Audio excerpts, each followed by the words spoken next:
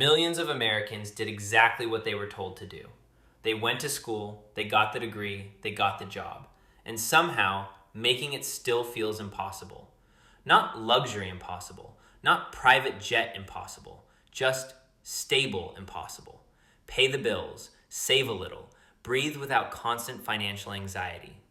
If you feel like you're doing everything right but still falling behind, this video isn't here to shame you. It's here to explain why. Because on paper, things look pretty good.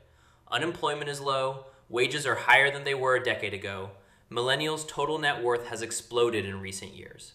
Between 2019 and 2024, millennial net worth quadrupled, from under $4 trillion to nearly $16 trillion.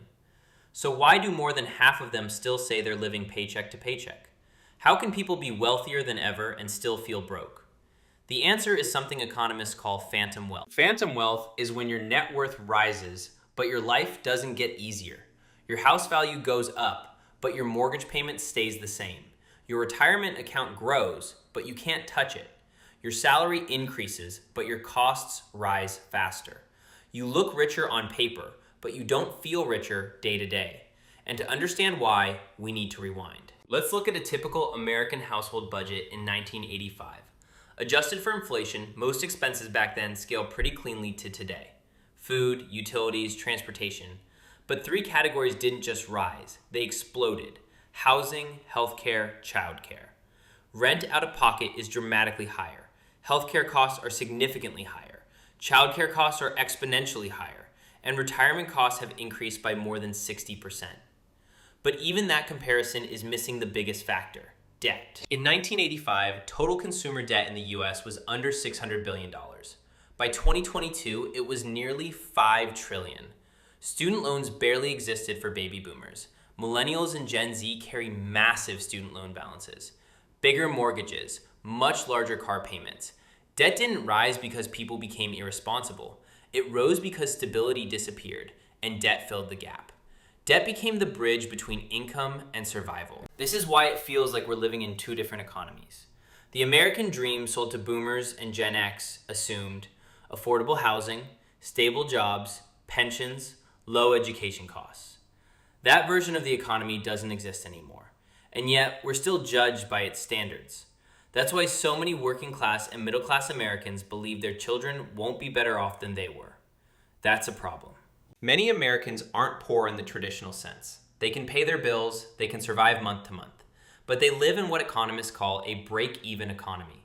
If one major thing happens, a medical bill, a car repair, a job disruption, everything falls apart.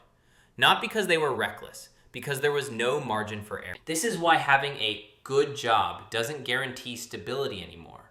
You can be doing well by traditional standards, making $70,000, $80,000, even $90,000, and still feel stuck.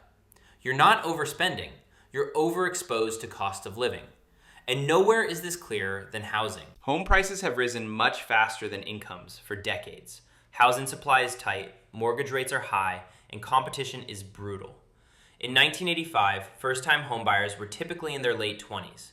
In 2024, the median age was 38, an all-time high.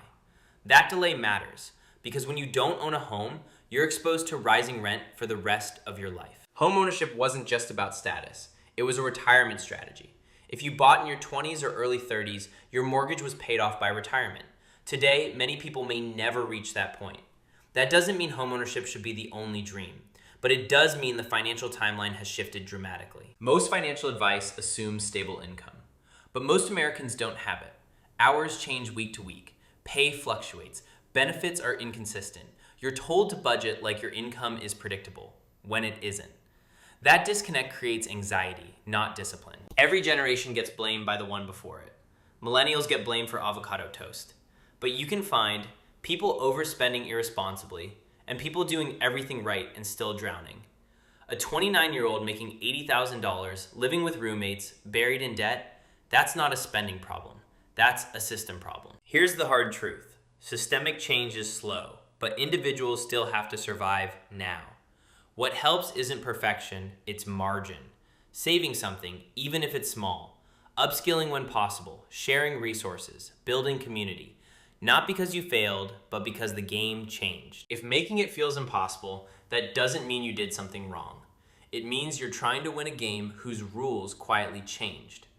Understanding that doesn't fix everything, but it replaces shame with clarity.